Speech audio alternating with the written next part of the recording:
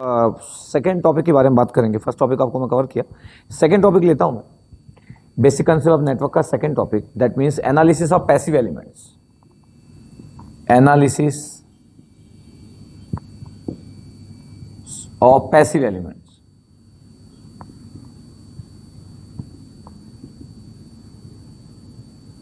अब analysis of passive elements की बात कर रहा हूं, दैट मींस आरएलसी एलिमेंट्स की बात करने वाला हूं। एनालिसिस ऑफ पैसिव एलिमेंट, इसमें फर्स्ट मैं बात करने वाला हूं रजिस्टर की। फर्स्ट रजिस्टर के बारे में बात करेंगे, एक आर के बारे में बात करेंगे, इंडिविजुअल आर, एल और सी के बारे में बात करेंगे। अब अगर मैं रजिस्टर की बारे में बात करूं तो रजिस्टर एक एलिमेंट्स है। रजिस्टर जो है एक एलिमेंट है, जैसे इंडक्टर एक एलिमेंट होता है, कैपेसिटर एक एलिमेंट होता है, रजिस्टर भी एक एलिमेंट है। तो अगर आपको इसके बारे में लिखना है तो आप ये लिख सकते हो, resistance is the property of register which opposes the flow of current. Resistance is the property of register which opposes the flow of current. तो रेजिस्टेंस एक रजिस्टर की प्रॉपर्टी है जो करंट के फ्लो का अपोज करता है। अगर मैं बोलूं from the field theory Ohm's law, conductivity proportional to electric field and proportionality constant is replaced by sigma, that mean the conductivity. तो ये आपके पास बन गया J E plane, the current density, electric field ये। और अगर मैं बोलूं कि इसका अगर आपको फिगर बनाना है, this one slope is sigma, ये ठीक जेई प्लेन बन गया आपका, जेई प्लेन। ये जो प्लेन है आपको दिख रहा होगा, लीनियर है, बायलेटरल है, पैसिव है, सब बोल सकते हो, नो प्रॉब्लम। तो J equal to sigma E, इसको बोलते हैं आपके पास first form of Ohm's law. Ohm's law का ये फर्स्ट फॉर्म है। तो from field theory Ohm's law, J proportional to E, current density proportional to electric field, ये लिख दिया हम लोग। अब इसमें इंपॉर्टेंट चीज क्या है कि जो कंडक्टिविटी होता है वो फंक्शन ऑफ टेम्परेचर होता है। कंडक्टिविटी फंक्शन ऑफ टेम्परेचर होता है। इवन कंडक्टर की अगर मैं बात करूं, कंडक्टर की बात, तो कंडक्टर में conductivity decreases with the temperature होता है। टेम्परेचर बढ़ा होगी, कंडक्टिविटी डिक्रीज होगा। अगर मैं सेमी कंडक्टर की बात करूं तो conductivity increases with the temperature होता है। अब हम नेटवर्क पढ़ रहे तो ये मैटर नहीं करता कि किसमें कम या ज्यादा, but conductivity function of temperature होता है। अगर टेम्परेचर चेंज हो रहा है तो कंडक्टिविटी चेंज होगा, और टेम्परेचर चेंज होगा तो कंडक्टिविटी चेंज होगा। तो जे इक्वल टू सिग्मा ही वैलिड नहीं हो पाएगा, क्योंकि अगर जे इक्वल टू सिग्मा ही में सिग्मा कांस्टेंट है, तो अगर मैं बोल रहा हूं टेम्परेचर चेंज के साथ सिग्मा चेंज होगा तो सिग्मा कांस्टेंट नहीं हो पाएगा, सिग्मा स्लोप है। तो हमको क्लियर रहना चाहिए कि अगर आपको सिग्मा कांस्टेंट चाहिए तो टेम्परेचर शुड बी कांस्टेंट। ये हमको एक पता चला। अगर मैं बोलूं कि from circuit theory Ohm's law, from circuit theory Ohm's law, वो फील्ड थ्योरी ओम्स लॉ था, from circuit theory Ohm's law. अब मैं सर्किट थ्योरी ओम्स लॉ से लिख रहा हूं तो V proportional to I, proportionality constant replace by R, तो V equal to I R. इसका मतलब है सर्किट थ्योरी ओम्स लॉ का जो प्लेन होता है वो VI प्लेन होता है। जैसे VI प्लेन, जैसे जेई प्लेन था, ये VI प्लेन है, द VI प्लेन। और अगर मैं बोल रहा हूं कि ये कैसे होगा, तो दिस वन, ये यहां से ओरिजिन से पास हो रहा है, ये ओरिजिन से पास हो रहा है। इसका जो स्लोप है वो R है, the slope is R। Behaviour linear, bilateral और पैसिव आपको पहले से पता है, तो V equal to I R. अब यहाँ पे जो रेजिस्टेंस होता है, ये रेजिस्टेंस भी फंक्शन ऑफ टेम्परेचर होता है। तो अगर आप 11-12 में अगर आप रेजिस्टेंस देखेंगे तो R इक्वल टू लिखा रहता था R0 1 प्लस अल्फा टी, ये रिजल्ट लिखा रहता था, अल्फा टेम्परेचर कोएफिशिएंट होता था। इसका मतलब रेजिस्टेंस भी टेम्परेचर के साथ वेरी करता है। तो अगर टेम्परेचर अगर चेंज हो रहा है तो रेजिस्टेंस चेंज होगा, रेजिस्टेंस चेंज होगा तो फिर R कांस्टेंट नहीं रह पाएगा, जो V/I का रेशियो है। इसका मतलब ये हुआ कि अगर टेम्परेचर आप अगर चेंज कर रहे हो, टेम्परेचर अगर चेंज कर रहे हो तो R भी चेंज होगा, सिग्मा भी चेंज होगा। और अगर सिग्मा चेंज हो गया तो फिर J इक्वल टू सिग्मा ही आप लिख नहीं सकते। अगर R चेंज हो रहा है तो V equal to I R आप लिख नहीं सकते।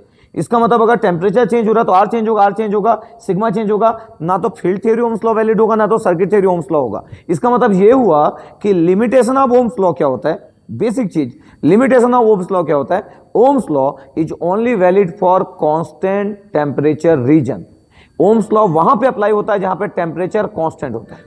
ओम्स लॉ कहां अप्लाई होता है, जहां पे टेम्परेचर कांस्टेंट होता है। तो पूरा का पूरा सर्किट थ्योरी में ये एज्यूम कर लिया गया है कि टेम्परेचर विल बी कांस्टेंट।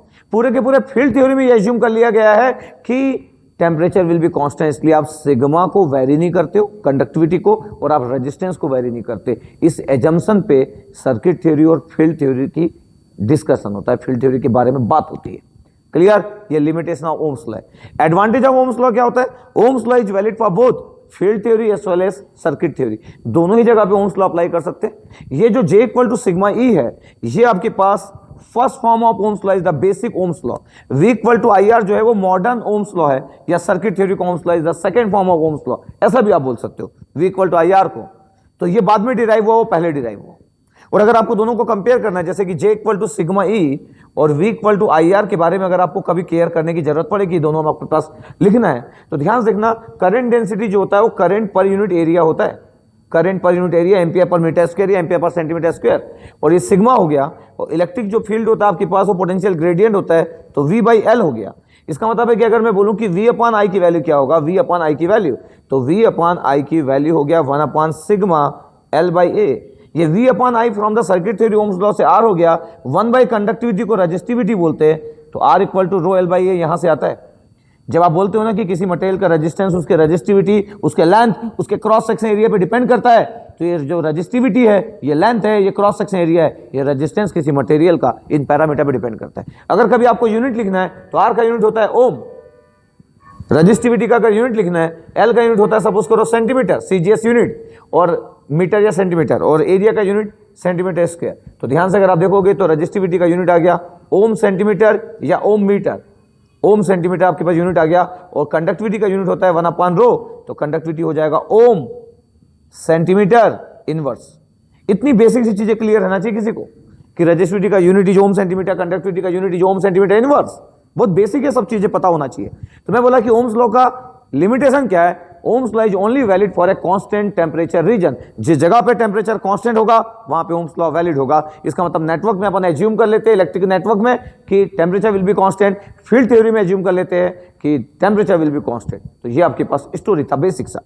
अब मैं बोल रहा हूं कि देखो V equal to I R है, तो अपन फोकस करते हैं कि R क्या है, तो R का रिजल्ट है V upon I. The value of R equal to कितना है, V अपॉन आई। वोल्टेज और करंट के रेशियो को हम बोलते हैं रेजिस्टेंस V अपॉन आई। अगर मैं बोलूं कि यूनिट क्या होगा, तो ये होगा वोल्ट पर ampere, this is the volt पर एम्पियर, और वोल्ट पर एम्पियर को ही ओम बोला जाता है, द वोल्ट पर एम्पियर ओम, दिस वन। तो वोल्ट पर एम्पियर का जो यूनिट होता है उसको हम बोलते हैं ओम। तो R equal to V upon I है। इसको अगर मैं केस में डिवाइड कर दूं कि केस वन में अगर मैं बोल दूं कि चलो इफ वोल्टेज इक्वल टू 0, तो वोल्टेज इक्वल टू 0 है और करंट की एनी वैल्यू है, करंट की एनी वैल्यू और क्वेश्चन मार्क, तो 0 डिवाइड बाई एनी वैल्यू, इसका मतलब R विल बी 0।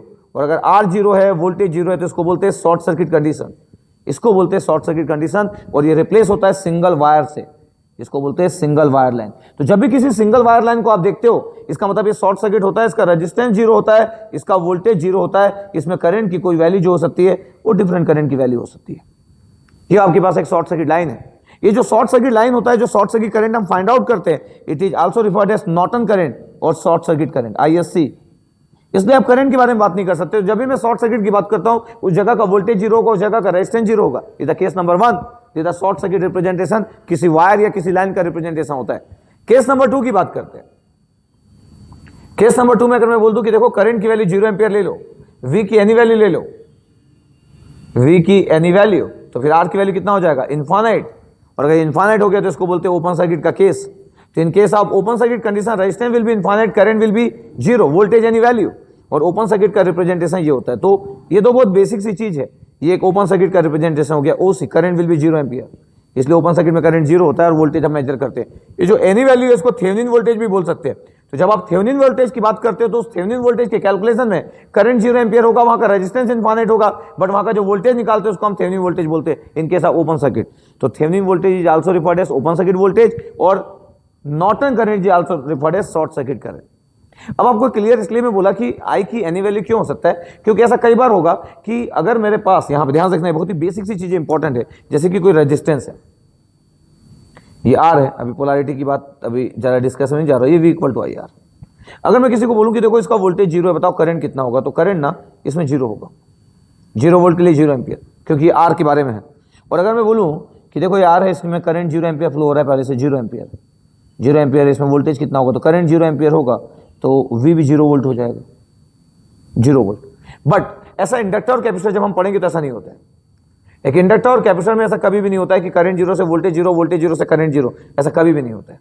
ये तो अगर मैं बोल रहा हूं कि वोल्टेज जीरो है तो करंट जीरो होगा, ऐसा इंडक्टर और कैपेसिटर के लिए वैलिड नहीं होता, या फिर वोल्टेज जीरो होगा तो करंट जीरो होगा, ऐसा नहीं होता। इसलिए हम लोग जब भी बात करते हैं इन जनरलाइज फॉर्म में, तो आई की एनी वैल्यू लिखा तो एनी वैल्यू में भी जीरो, तो एनी वैल्यू में भी जीरो मतलब एक रेजिस्टेंस है परफेक्टली, तो जो एनी वैल्यू है जीरो हो सकता है, लेकिन इंडक्टर कैपेसिटर में ऐसा नहीं होता। ये सब हम देखेंगे, बोला आगे जैसे जैसे बढ़ते जाएंगे ये सब हमारा डिस्कशन का पार्ट होगा। अभी जो चीज फोकस करने की बात है कि जब भी मैं शॉर्ट सर्किट बोलूं, इसका मतलब voltage will be zero, resistance will be zero, current को एनी वैल्यू बोलना है, एनी वैल्यू में भी जीरो। इसलिए करंट को आप फिक्स नहीं बोल सकते कि करंट फिक्स होगा, तो करंट की एनी वैल्यू, जैसे मैं बोलता हूं open circuit that means resistance will be infinite, current will be zero and voltage की any value, this condition is referred as Thevenin voltage, this condition is referred as Norton current. यही तो होता है Norton current और Thevenin voltage. तो ये just बहुत basic सी चीज है कि एक शॉर्ट सर्किट कंसेप्ट क्या होता है, एक ओपन सर्किट कंसेप्ट क्या होता है। अब अगर आप ध्यान से देख रहे हो तो आर जो है वो वी और आई का रेशियो है, जो रेजिस्टेंस है वोल्टेज अपन करंट का रेशियो है, जिसको आप ओम बोलते हो।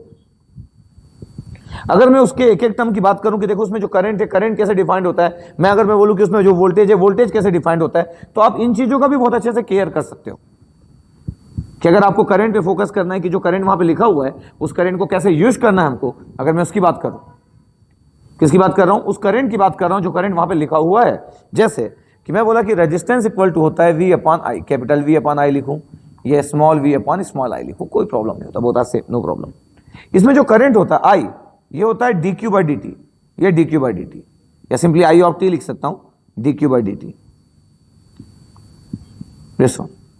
ये जो यूनिट होता है ये होता है कूलम्ब पर सेकंड, और कूलम्ब पर सेकंड को एम्पियर बोलते हैं। तो चार्ज पर यूनिट टाइम ही करंट होता है, और अगर चार्ज पर यूनिट टाइम अगर करंट होता है तो चार्ज कितना हुआ, चार्ज हुआ integration of current, I of T d T, ये दो इक्वेशन। तो एम्पियर इक्वल टू कूलम्ब पर सेकंड और coulomb equal to integration of current, ये दो रिजल्ट। इतना सिंपल सा रिजल्ट है आपके पास कि करंट और चार्ज का रिलेशनशिप।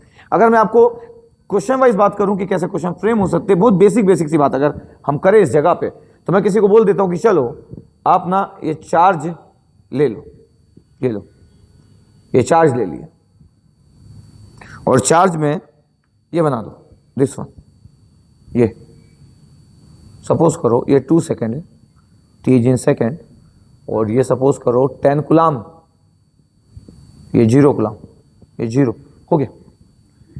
ये क्यू ऑफ टी की बात है। और अगर मैं करंट की बात कर रहा हूं तो ध्यान से देखने वाली बात ये है कि अगर मैं क्यू ऑफ टी को डिफाइन कर रहा हूं तो जो चार्ज का डेफिनेशन है वो आपको दिख रहा होगा कि एक स्ट्रेट लाइन है 0 से 2 सेकंड के बीच में, और 10/2 दैट मीन 5 टी हो गया। ये कहां से कहां तक, 0 से लेकर 2 के बीच में। और उसके बाद अगर मैं 2 की बात करूं तो 10 कूलम्ब है, 10 कूलम्ब टी ग्रेटर देन 2। ये आपके पास चार्ज का डेफिनेशन हो गया, mathematical definition. Current equal to derivative of charge होता है। ये बहुत ही इंपॉर्टेंट और बेसिक चीज है कि देखो ऐसा लिखा हुआ सब कुछ सही है। अगर मैं किसी को बोल दूं कि नहीं मेरे को इसको ऐसा लिखना है, कैसा लिखना है इसको मैं बोल दूं कि देखो मेरे को 5t लिखना है और मेरे को 0 से लेकर 2 तक लिखना है आपके पास, ये 0 से 2, और मेरे को 10 लिखना और t greater than equal to 2 लिखना है, तो सही होगा कि नहीं?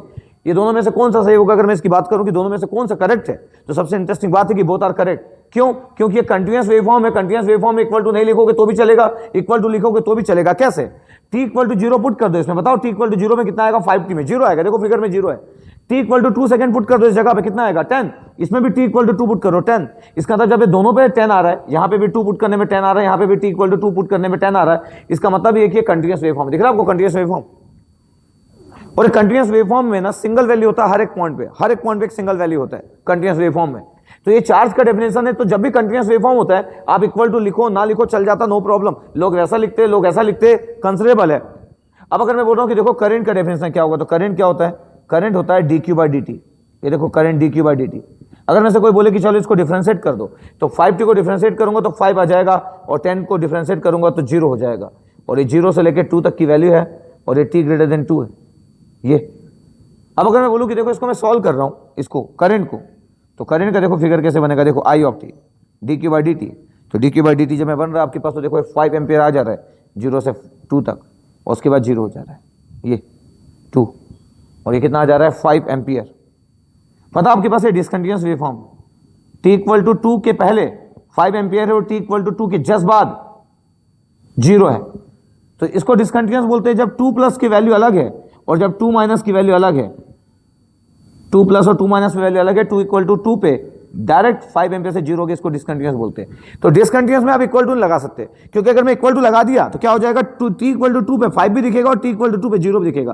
तो एक डिसकंटिन्यूस वेवफॉर्म में इक्वल टू आप यूज नहीं कर सकते, ये फिक्स है एकदम, इसका स्टाइल कोई चेंज नहीं कर सकता। ये दोनों स्टाइल इज गुड, चलेगा, ये चलेगा नहीं, इसमें इक्वल टू नहीं चाहिए। इसका मतलब है कि अगर आप चाहते हो हर बार सही लिखना तो आप इक्वल टू कभी मत लगाओ, फिर तो कभी गलत ही नहीं होगा। आप इक्वल टू यूज ही मत करो किसी जगह पे, नॉर्मल रेंज लिखो आपके पास, नो प्रॉब्लम, क्योंकि डिसकंटिन्यूस में इक्वल टू लिखना गलत है, कंटिन्यूस में चलेगा दोनों। तो भी जब चलेगा दोनों तो आप किसी में भी इक्वल टू साइन मत लगाओ, आपका हमेशा सही हो जाएगा। तो मैं बोल रहा हूं कि देखो, अगर आपके पास चार्ज का इक्वेशन है और मेरे को करंट निकालना है, तो मैं सिंपल इसको डिफरेंशिएट किया, एक जो स्ट्रेट लाइन था वो स्टेप बन गया और जो कांस्टेंट था वो जीरो बन गया, और ये बन गया एक करंट का फिगर। देखो ध्यान से, तो ऐसा करके अगर एक चार्ज का करंट, चार्ज प्रोफाइल अगर गिवन है आपके पास, क्या गिवन है, चार्ज का प्रोफाइल, तो अगर चार्ज प्रोफाइल गिवन है तो करंट आप ऐसे फाइंड आउट कर सकते हो।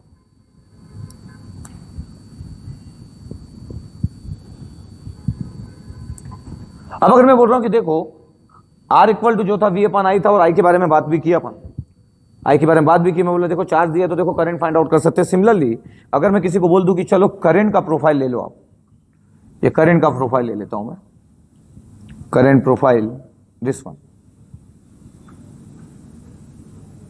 करंट प्रोफाइल ले लिया, ये 4, ये 6 t इन सेकेंड, और ये करंट है आपके पास, तो ये ले लेता हूं मैं 10 एम्पियर, ये 0, और ये ले लेता हूं मैं -4 एम्पियर। ठीक है, ये करंट का प्रोफाइल है। तो हमको दिख रहा है आपके पास कि ये करंट का जो प्रोफाइल है, अगर मेरे को बोला जाए कि करंट का प्रोफाइल आपके पास यहाँ पे क्या होगा, तो I ऑफ t की वैल्यू क्या होगा, बताओ, देखो ध्यान देखना। I ऑफ t की वैल्यू 0 से 4 तक स्ट्रेट लाइन है, 10/4, 10/4 2.5 आ गया, 10/4 t है, कब तक, 0 से लेके 4 तक। हाँ, इसमें इक्वल टू मत लगाना है, कंटिन्यूस वेवफॉर्म नहीं, 4 पे डिसकंटिन्यूस है। 4 से लेके 6 तक कितना है, -4, 4 से लेके 6 तक -4 है, 6 के बाद कितना है, 0, t ग्रेटर देन 6 के बाद 0। देखो डेफिनेशन आ गया ये करंट के प्रोफाइल का। तो इतना बेसिक आपको क्लियर होना चाहिए। अब अगर कोई बोल रहा है कि चार्ज फाइंड आउट करो अप टू 6 सेकंड, 6 के बाद तो वैसे भी नहीं होगा, करंट 0 है, तो अगर मेरे को चार्ज की वैल्यू फाइंड आउट करना है तो मैं बोल सकता हूं कि मैं इसको इंटीग्रेशन परफॉर्म करूंगा और मेरा चार्ज निकल जाएगा। किसी करंट की वेवफॉर्म को जब आप इंटीग्रेट करते हो तो आप चार्ज फाइंड आउट कर सकते हो। किसी एम्पियर से कुलाम अगर निकालना है तो आप सिंपल इंटीग्रेशन परफॉर्म कर दो, आ जाएगा। कैसे, तो अगर मैं बोल रहा हूं कि क्यू की वैल्यू अगर मेरे को फाइंड आउट करना है 0 से लेके 6 सेकंड तक, उसके बाद तो 0 ही है, तो मैं बोलूंगा कि 0 से लेके 4 तक आप इंटीग्रेट करो किसको, 10/4 इंटू टी को, फिर 4 से 6 तक, 4 से 6 तक -4 को इंटीग्रेट करो, आगे तो 0 है, तो 10/4 ये आ गया, और टी का आंसर आ गया t²/2, और ये आ गया -4, और dt का t आ गया, और ये आ गया 6, और ये 4, और ये 0 से 4 था, तो 10/4 2.5 आ गया, 16 हो गया, 16 × 2 8 आ गया, दिस वन, -4 6 -4 किए तो 2 आ गया। ये 10/4 था, तो 4 से 4 कैंसिल आउट हुआ, 2 × 10 20 आ गया, ये 20, और ये -8 आ गया, 20 - 8 जो है ये 12 कूलम आ रहा है आपके पास। जस्ट चेक करेंगे तो 12 कूलम आ गया। इसका मतलब इसको अगर मैं इंटीग्रेट किया तो देखो 12 कूलम आ गया, क्योंकि मेरे पास एक करंट का प्रोफाइल था, और अगर मेरे को चार्ज फाइंड आउट करना है तो मेरे को सिर्फ इंटीग्रेशन परफॉर्म करना था। कितना आ गया, 12 कूलम चार्ज। दूसरा तरीका क्या हो सकता है, दूसरा तरीका, अब देखो ये पॉजिटिव एरिया है और ये नेगेटिव एरिया है, तो आपको ये पता होना चाहिए कि अगर आप चार्ज फाइंड आउट कर रहे हो तो चार्ज इंटीग्रेशन ऑफ करंट होता है, और इंटीग्रेशन का फिजिकल सिग्निफिकेंस एरिया होता है। तो अगर मैं बोलूं इसका एरिया कितना है, इसका area A1 1/2, base into height, base is 4 और हाइट 10 है, तो इसका आ गया आपके पास 20। इसका एरिया कितना आ रहा है A2, विड्थ आपके पास 4 और 6 के बीच का डिफरेंस 2 है, और हाइट -4 है, तो ये आ गया -8, तो ये -8 है और ये 20 है, तो ओवरऑल एरिया कितना आ गया, ओवरऑल एरिया A1 + A2 आ गया, तो 20 में अगर -8 को ऐड कर दोगे तो 12 कूलम आ जाएगा। देखो इतनी इजीली निकल गया बिना इंटीग्रेशन के। तो जब आपके पास स्ट्रेट लाइन और रेक्टेंगुलर वेवफॉर्म होते हैं तो आपको इंटीग्रेशन की जरूरत नहीं पड़ती है, आप आराम से एरिया देख के भी आंसर बता सकते हो। तो मैं इजीली एरिया निकाल लिया और आंसर विल बी 12 कूलम। तो इतना आपको आइडिया होना चाहिए जब आप नेटवर्क पढ़ना स्टार्ट कर रहे हैं, तो आपको चार्ज के बारे में पता होना चाहिए, आपको करंट के बारे में पता होना चाहिए। ऐसी कोई चीज नहीं है जो आपको नहीं पता होना चाहिए, हर एक पॉइंट पे आपको पूरा पॉइंट्स एकदम 1 to 1 क्लियर होना चाहिए। तो मैं चार्ज और करंट को सॉल्व किया। अब अगर मैं बोलूं कि देखो रेजिस्टेंस का डेफिनेशन V और I था, ये तो करंट के बारे में बात किया। अब अगर मैं पोटेंशियल के बारे में बात कर लूं कि जो V लिखा हुआ था, पोटेंशियल का डेफिनेशन क्या होता है, अगर मैं बोलूं कि चलो पोटेंशियल के बारे में बात कर लेते हैं अपन। अगर मैं पोटेंशियल के बारे में अगर मैं बात कर लूं, ध्यान देखना, पोटेंशियल के बारे में अगर मैं बात कर रहा हूं तो V इक्वल टू क्या होगा, V इक्वल टू होगा dW by d q, V equal to होगा dW by d q, joule पर coulomb equal to volt. It's very important. Potential is defined as energy पर यूनिट चार्ज. तो एक energy पर unit charge को हम बोलते हैं पोटेंशियल. एनर्जी पर unit charge is defined as potential joule पर कूलम इक्वल टू वोल्ट.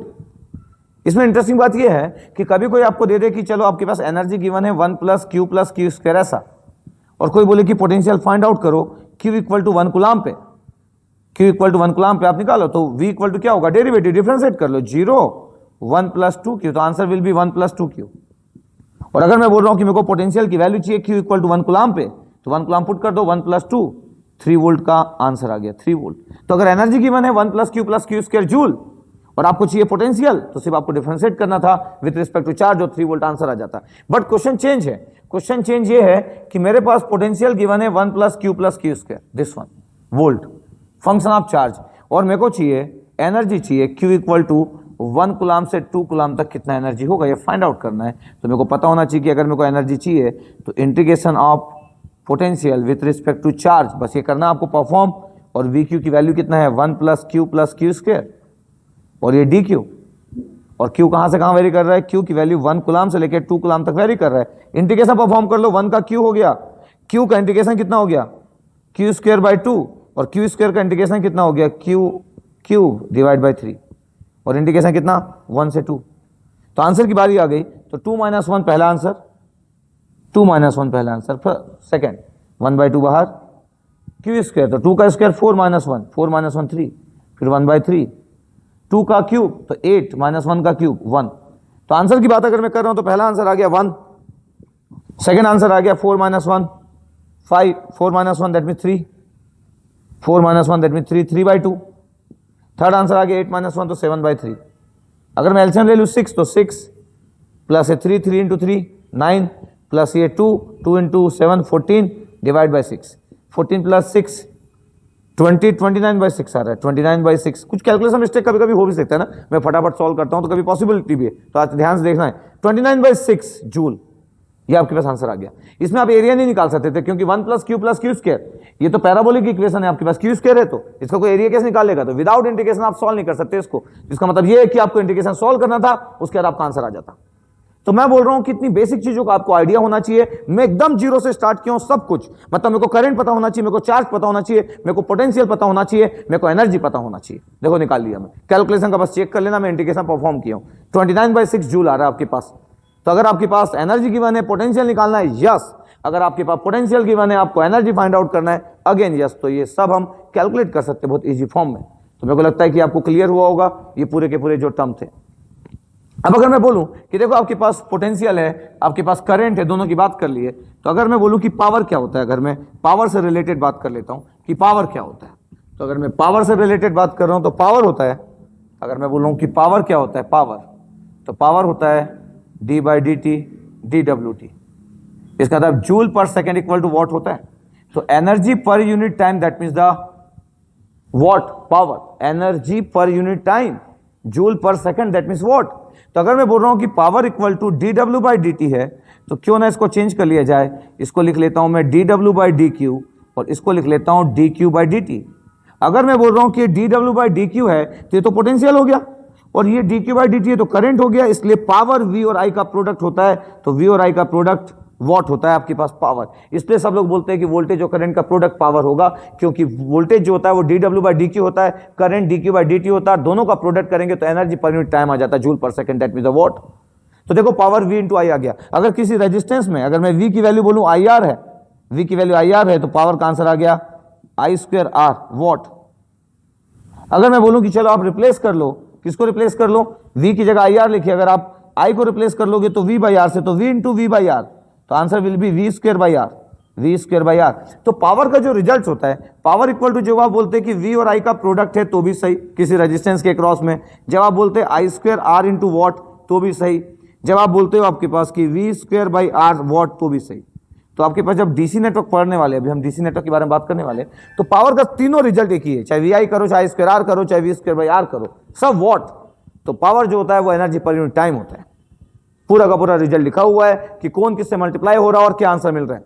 तो मैं चाहता हूं कि जब हम नेटवर्क स्टार्ट कर रहे हैं तो आपको करंट के बारे में पता हो, मैं चाहता हूं कि आपको चार्ज के बारे में पता हो, आपको पोटेंशियल के बारे में पता हो, आपको एनर्जी के बारे में पता हो, आपको पावर के बारे में पता हो। कोई ऐसा टर्म नहीं होना चाहिए जो आपको ना पता हो। तो ऐसे करके अपन आगे बढ़ेंगे।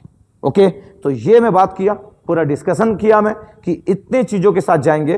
तो जो मैं नेक्स्ट अब आपके पास कंटिन्यू करूंगा, इतना मैं बताया, जो मैं नेक्स्ट कंटिन्यू करूंगा इस पावर के आगे, मैं concept of absorb and delivered power की बात करने वाला हूं नेक्स्ट लेक्चर में, जहां पे मैं गेट के क्वेश्चन की बात भी करूंगा, कैसे क्वेश्चन एग्जाम में फ्रेम होते। तो मैं एब्जॉर्ब्ड एंड डिलीवर्ड पावर की बात करूंगा। It's very good concept. तो मेरे को लगता है एक बेसिक आपको आइडिया हुआ होगा कितने सारे टर्मोलॉजी थे। तो ऐसे करके किसी सब्जेक्ट का बेसिक पढ़ना चाहिए, तो फिर जीरो प्रॉब्लम होगी और आप कंफर्टेबल फील करेंगे इस कंसेप्ट के साथ। ठीक है, तो चलो फिर अपन नेक्स्ट लेक्चर में कंटिन्यू करते हैं। Okay, thank you.